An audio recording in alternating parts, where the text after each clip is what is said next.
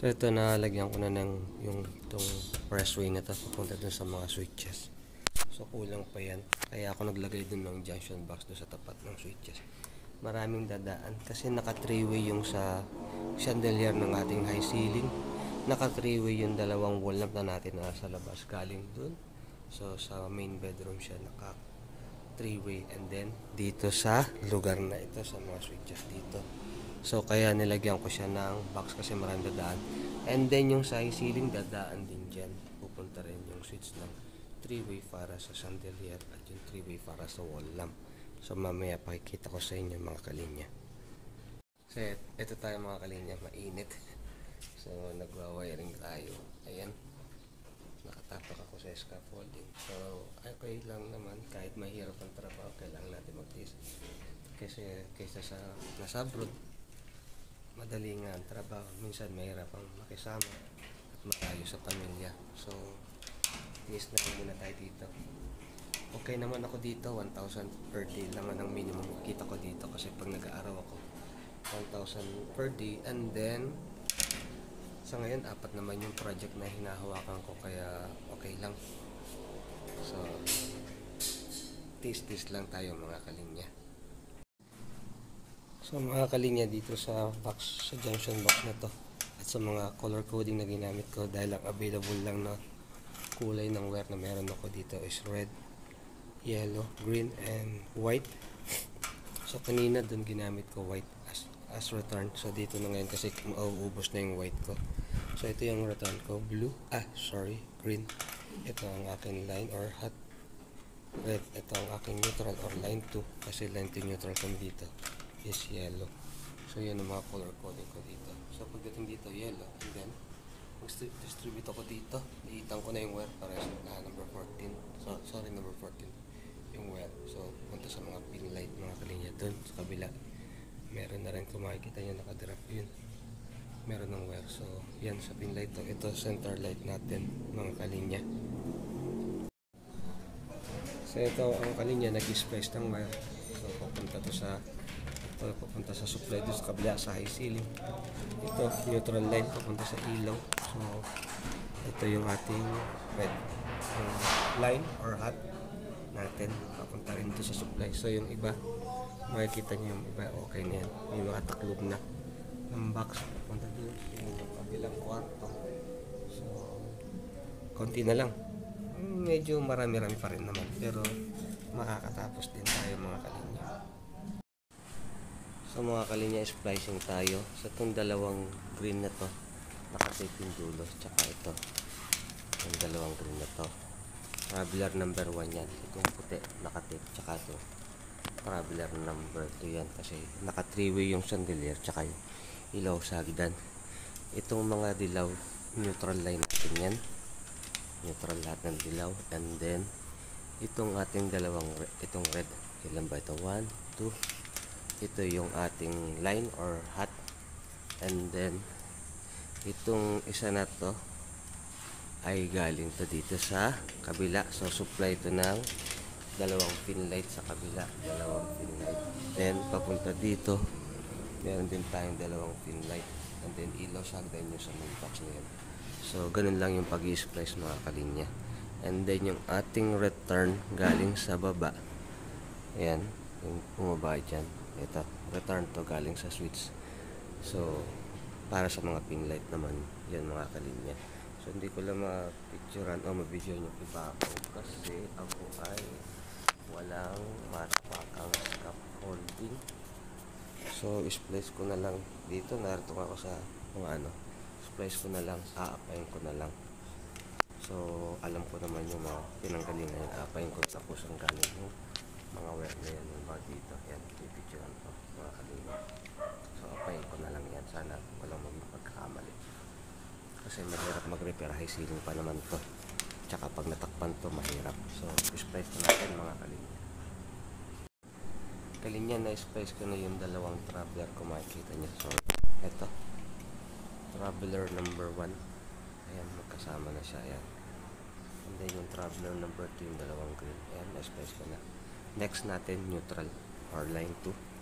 Ito, lahat ng dilaw pagsasamahin ko. Kaya ilan to?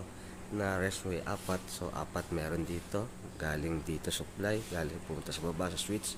May kasama akong neutral, baka pagawang tawag dito. Tawag dito yung ipagawa. So, mga kalinya na splice ko na yung dalawang traveler number 1, yung white, ito traveler number 2, yung green. Next, neutral line or line 2, apat.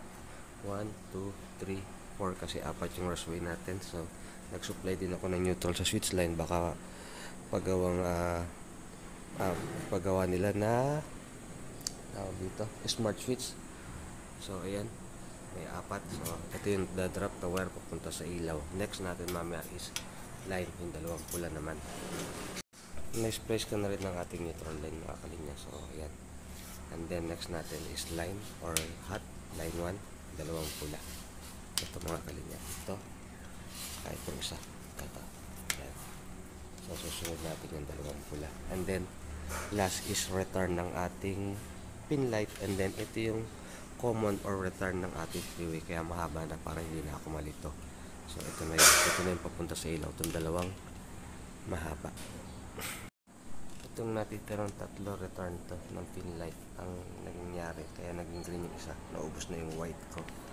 So, return yan. Doon papunta doon sa box. Dalawang pin light. Papunta dito. Box. Dalawang pin light. Kabilaan. And then yung return naman ng three-way. Doon natin pupunin sa sama natin ng green. Papunta doon sa switch na yun.